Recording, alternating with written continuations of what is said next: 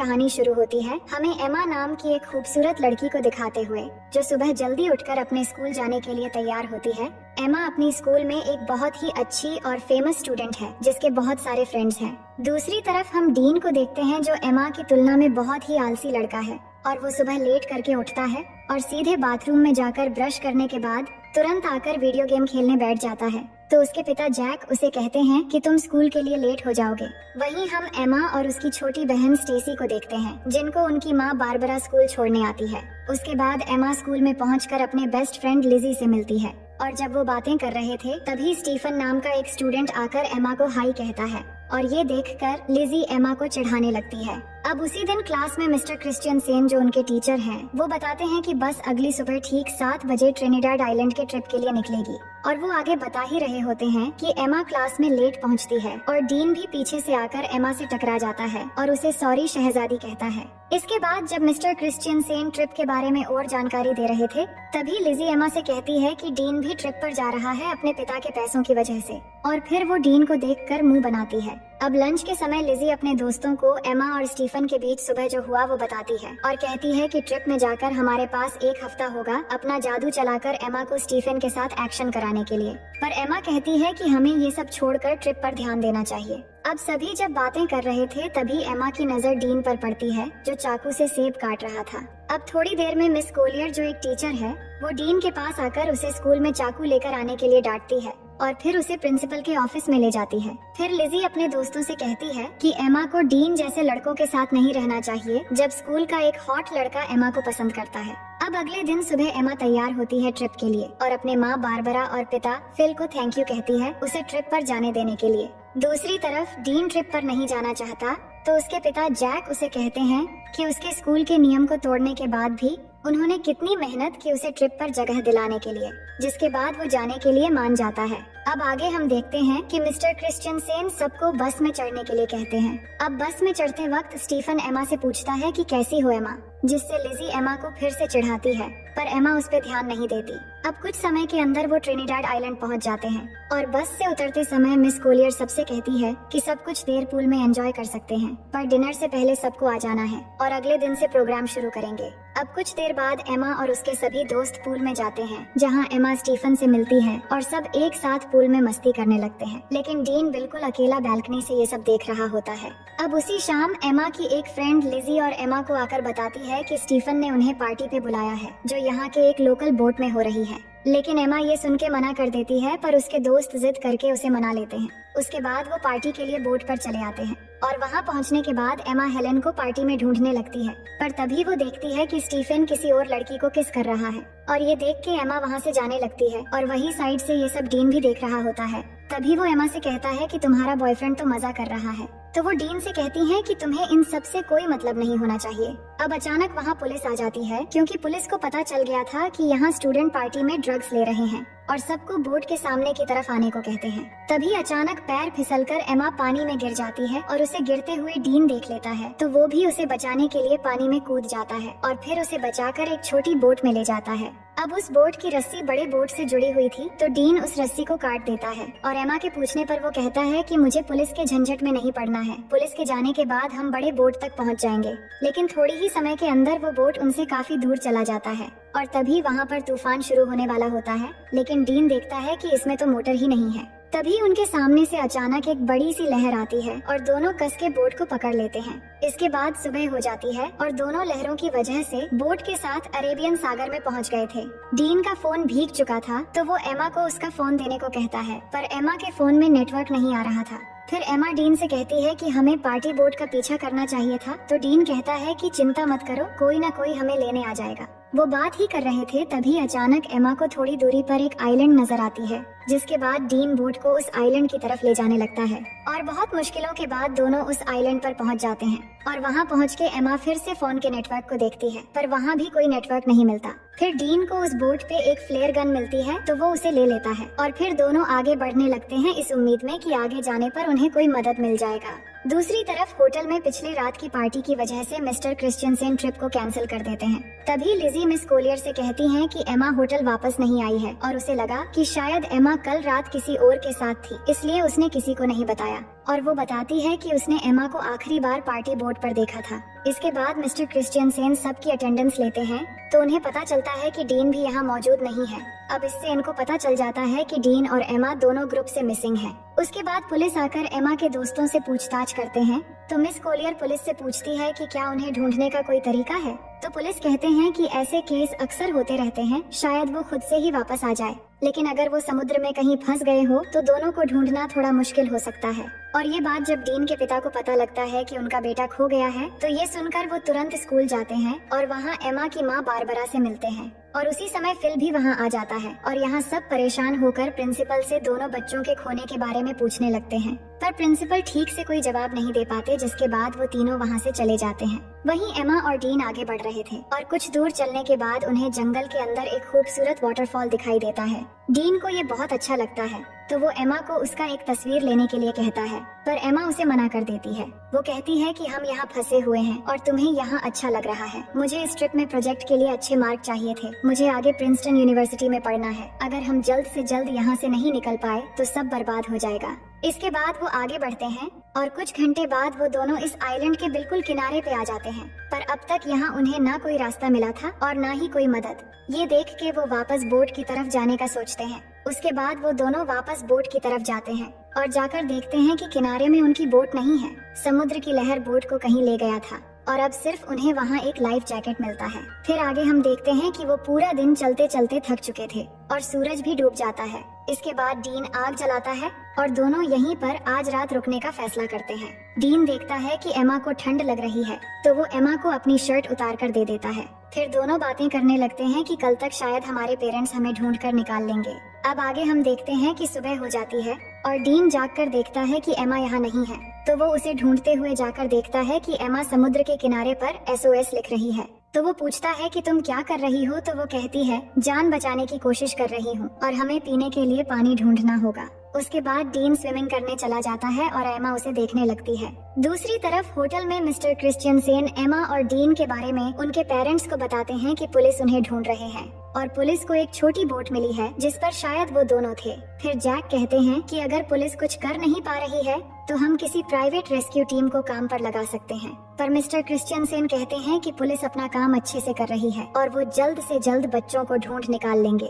वहीं हम देखते हैं कि एमा पीने के लिए पानी ले रही है, तभी उसे अजीब सा कुछ महसूस होने लगता है। उसे लग रहा होता है कि उसके आसपास कोई है और उसे देख रहा है, तो वो घबराकर वहाँ से चली आती है। इसके बाद दोनों मिलकर धूप से बचने के लिए पत्तों से एक छोटी सी झोपड़ी तैयार करते हैं और थोड़ी देर बाद एमा समुद्र के किनारे बड़ा करके SOS लिखती है ताकि रेस्क्यू टीम अगर यहाँ से गुजरे तो वो उन्हें मिल जाए। फिर दोनों को जो भी इस आइलैंड पे खाने लायक मिलता है वो ढूंढ के खाने लगते हैं और डीन को केले का एक पेड़ मिलता है तो वो तोड़ के दोनों पेट भर के खाते हैं। अब इस आइलैंड में गर्मी बहुत होती है और एमा फुल पैंट नहीं पहन सकती और वो पैंट ही पहनकर भी नहीं रह सकती, तो वो अपनी फुल पैंट को काट के शॉर्ट कर लेती है। इसके बाद एमा देखती है कि डीन उस झोपड़ी में आकर सो रहा है, तो वो भी उसके पास आकर सो जाती है। तभी अचानक डीन एमा की तरफ मुड़ता है और उस पर हाथ रख देता है, पर एमा को ये अच्छा लगता है और वो कुछ नहीं कहती। फिर अगले दिन जब एमा वाटरफॉल में नहा रही होती है तब डीन आकर उससे सनस्क्रीन मांगता है, तो एमा डीन को कहती है कि मैं यहाँ नहा रही हूँ, तुम दूसरी तरफ जाओ। तो डीन कहता है कि तुम ही ने तो मुझे यहाँ पहरेदारी करने के लिए कहा है। ये सुन के एमा कहती है कि इस आइलैंड में कोई और भी है, इसलिए मैंने कहा था। उधर होटल में बारबरा एमा को लेकर बहुत परेशान थी और न्यूज में ये बताया जा रहा था कि एमा और डीन के गायब होने की केस अब ऑफिशियल हो गई है और अब पुलिस को लगता है कि वो दोनों मर चुके हैं और अब वो उनकी लाश ढूंढ रहे हैं। और फिल तैयार हो रहा था घर जाने के लिए क्योंकि एमा की छोटी बहन स्टेसी घर में अकेली है, पर बारबरा अभी भी घबराई हुई है। तो फिल बारबरा से कहता है कि एमा मिल जाएगी और ये कह के वो उसे गले लगा लेता है। जिसके बाद अगले दिन जैक बारबरा के साथ हेलीकॉप्टर लेकर एमा और डीन को ढूंढने निकल पड़ता है और वही आइलैंड में थोड़ी देर के बाद रात होने वाली है और एमा डीन को बता रही होती है कि वो अपने परिवार को बहुत याद कर रही है। तभी डीन को वहाँ पर किसी इंसान की खोपड़ी मिलती है, तो एमा उसे देखकर बहुत डर जाती है और कहती है कि ये भी हमारी तरह शायद यहाँ फंस गया होगा और इसकी ये हालत हो गई और अब हमारी हालत भी शायद इसी के जैसा हो जाएगा। पर डीन उसे कहता है कि ये शायद कोई मछुआरा या फिर कोई स्मगलर होगा जो यहाँ आकर मर गया था लेकिन हमारे पीछे हमारे पेरेंट्स हैं और हम यहाँ अकेले नहीं हैं। और उसे विश्वास दिलाता है कि अगर हम एक दूसरे के साथ ऐसे ही देते रहेंगे तो हम यहाँ कभी नहीं मरेंगे और एक दिन हम जरूर घर वापस जाएंगे। और ये कहने के बाद वो एमा को किस करने लगता है। एमा पहली बार किसी को किस कर रही थी और उसे अच्छा भी लग रहा था और अब रात भी हो गई थी। फिर क्या होना था, डीन सारी हदें तोड़ देता है और आइलैंड में एक तूफान आता है और इस तूफान को एमा पहली बार एंजॉय करके बहुत खुश थी। फिर सुबह होने के बाद एमा जाग कर देखती है कि डीन यहाँ नहीं है, तो वो डीन को पुकारने लगती है पर वो उसे नहीं मिल रहा था। तो एमा बहुत घबरा जाती है और उसे ढूंढने के लिए जंगल में चली जाती है और थोड़ी दूर आगे जाकर वो देखती है कि डीन एक गड्ढा खोद रहा है। तो एमा को समझ नहीं आ रहा था कि डीन ये क्यों कर रहा है। तभी अचानक एमा गिर जाती है और उसे घुटने पर चोट लग जाती है, जिसके बाद डीन तुरंत उसकी चोट को ठीक करने लगता है और उसे कहता है कि तुम्हें कुछ नहीं होगा। फिर वो दोनों वाटरफॉल में नहाने लगते हैं और यहाँ डीन एमा को बताता है कि उसकी माँ एक कार एक्सीडेंट में मर गई थी और एमा उसकी बातों को अच्छे से सुनने लगती है। फिर थोड़ी देर बाद वहाँ बारिश होने लगती है और डीन उसमें मस्ती करने लगता है और एमा उसे देखकर खुश हो रही होती है, जिसके बाद दोनों बारिश में डांस करने लगते हैं और डीन एमा की बालों में एक फूल लगा देता है। अब एमा डीन से कहती है कि मुझे फिर से तूफान के मजे लेने हैं। फिर डीन एक बार फिर से तूफान लाने की तैयारी शुरू कर देता है। वहीं अब न्यूज में बताया जाता है कि एमा और डीन के लापता होने की 1 महीना गुजर चुका है और पुलिस को लगता है वो अब जिंदा नहीं रहे, इसलिए पुलिस ने उन्हें ऑफिशियली ढूंढना बंद कर दिया है। पर एमा के दोस्त को अभी भी लग रहा है कि एमा और डीन अभी भी जिंदा है और बारबरा को भी वैसा ही लगता है और वो जैक के साथ हेलीकॉप्टर लेके अपनी बेटी एमा को ढूंढने फिर से चली जाती है और उन दोनों को अच्छे से ढूंढने के लिए सबको पर्ची बांट रहे होते हैं जिन पे एमा और डीन के बारे में जानकारी दी हुई थी। ये सब कुछ करने के बाद जैक बारबरा से कहता है कि उन्होंने सब करके देख लिया पर फिर भी एमा और डीन नहीं मिल रहे हैं, अब शायद घर वापस लौट जाना चाहिए। ये सुनकर बारबरा उदास हो जाती है और घर चली जाती है। दूसरी तरफ डीन एमा को हरी रोशनी के बारे में बता रहा होता है जिसके बारे में उसकी माँ ने उसे बताया था और वो बताता है कि वो रोशनी सूरज के डूबते समय दिखती है, पर डीन ने उस रोशनी को आज तक कभी नहीं देखा है। अब यहाँ उन्हें कुछ और हफ्ते बीत जाते हैं और दोनों आइलैंड के खूबसूरत एनवायरनमेंट के मजे लेने लगते हैं। वो समुद्र में नहाते हैं और बहुत मजे करते हैं और ऐसे ही वो एक दूसरे के बहुत करीब आ जाते हैं और जब भी उनका मन करता है तो वो तूफान और भूकंप के मजे लेते रहते थे। अब ये सब कुछ होने के बाद एमा डीन से पूछती है कि तुमने पहली बार कैसे किया था और वो कौन थी। तो डीन बताता है कि जब मैं स्कूल में था तब मेरा एक दोस्त थी जो मुझसे उम्र में बड़ी थी। अब डीन जानता था कि एमा की ये सब कुछ पहली बार थी, तो वो पूछता है तुम्हें कैसा लगा। तो वो बताती है कि अच्छा था, लेकिन तूफान की वजह से गलत जगहों पर रेत चली गई। इसके बाद एमा कहती है कि मुझे और एक्सपीरियंस करनी है, तो डीन कहता है कि ठीक है। अब आगे हम देखते हैं कि दोनों जंगल में जाते हैं कुछ फल लाने के लिए और डीन थोड़ी आगे जाकर फल तोड़ने लगता है। तभी अचानक उन्हें एक प्लेन की आवाज सुनाई देती है, तो दोनों खुली जगह की तरफ भागने लगते हैं और डीन जल्दी से आकर उस प्लेन को सिग्नल देने के लिए एमा की बैग में फ्लेयर गन ढूंढने लगता है, पर उसे वो नहीं मिलती। लेकिन तब तक वो प्लेन उनसे बहुत दूर चली जाती है। फिर एमा फिर से उस फ्लेयर गन को ढूंढने लगती है, पर उसे भी नहीं मिलती। तो एमा को लगता है कि उस आइलैंड पर कोई और भी है जो उनके चीजें चुरा रहा है। फिर आगे हम देखते हैं कि कुछ दिन और बीत गए हैं, पर उनके ऊपर से अब तक सिर्फ एक ही प्लेन गुजरा है और कोई भी उन्हें बचाने नहीं आया है। दोनों झोपड़ी में बैठ के बात करने लगते हैं कि उन्हें अब घर वापस जाने की उम्मीद छोड़ देनी चाहिए और यहाँ जंगल में पूरी तरह एक दूसरे के साथ बिताने का फैसला कर लेना चाहिए। तभी अचानक डीन को किसी जानवर की आवाज आती है, तो डीन जंगल में जाता है उस जानवर को ढूंढने के लिए। तो एमा को डीन की चिंता होने लगती है, तो वो भी उसके पीछे चली जाती है और वही डीन जैसे ही थोड़ा आगे जाकर देखता है तो वहाँ एक ब्लैक पैंथर होता है, जिसे देखते ही वो भागने लगता है और भागते भागते काफी दूर जाने के बाद वो अचानक जमीन पे गिर जाता है। और एमा भागती हुई जब डीन के पास पहुंचती है तो वो देखती है कि डीन के पास खून से लथपथ एक चाकू है और उसने एक ब्लैक पैंथर को मार दिया है। फिर आगे हम देखते हैं कि एमा और डीन के सभी दोस्त और पेरेंट्स उनके बिना ही अपनी जिंदगी की शुरुआत कर लेते हैं और यहाँ एमा और डीन ने भी आइलैंड पर जीना सीख लिया है और इधर ही अपनी जिंदगी गुजारने का फैसला कर लिया है, क्योंकि उन्हें जो उम्मीद थी कि उन्हें कोई बचाने आएगा वो भी अब खत्म हो चुकी थी। उन्होंने शिकार करना भी सीख लिया है और यहाँ पर झोपड़ी बनाकर रहते हैं और सभी उम्मीदें छोड़कर खुशी से एक दूसरे के साथ देते हुए दिन गुजारने लगते हैं। फिर एक दिन एमा उल्टियाँ करने लगती है, तो डीन ये देखकर उसे पूछता है कि क्या तुम प्रेग्नेंट हो। तो एमा कहती है कि नहीं, उल्टियाँ बस ऐसे ही हो गई हैं। इसके बाद एमा अच्छा महसूस करने के लिए डीन के साथ लेट जाती है, पर जब वो दोनों बात कर रहे होते हैं तभी एमा की खोई हुई चीजें ऊपर से गिरने लगती है और जब वो दोनों ऊपर देखते हैं तो वहाँ पेड़ पर एक बंदर होता है जो उनके सामान फेंक रहा होता है, और वो देखते हैं कि बंदर के हाथ में वो फ्लेयर गन भी है जो डीन को उस दिन नहीं मिला था। तो उस बंदर को एमा एक केला दिखाती है तो वो गन नीचे फेंक देता है, जिसके बाद उन्हें ऊपर से एक हेलीकॉप्टर की आवाज आती है। तो वो भागते हुए खुली जगह पर आते हैं और एमा गन लोड करके फायर करती है तो वो हेलीकॉप्टर वाले उन्हें देख लेते हैं, जिसके बाद वहाँ से उन्हें रेस्क्यू कर लिया जाता है।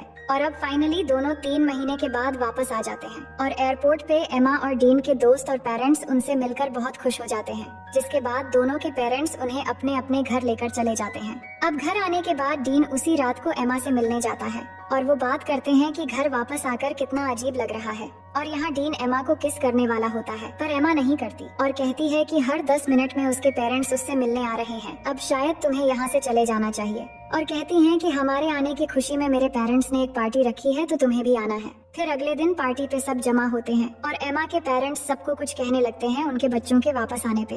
इसके बाद स्टेसी डीन से पूछती है कि तुम सबके साथ क्यों नहीं हो, तो डीन कहता है कि मुझे सबसे घुलना मिलना अच्छा नहीं लगता।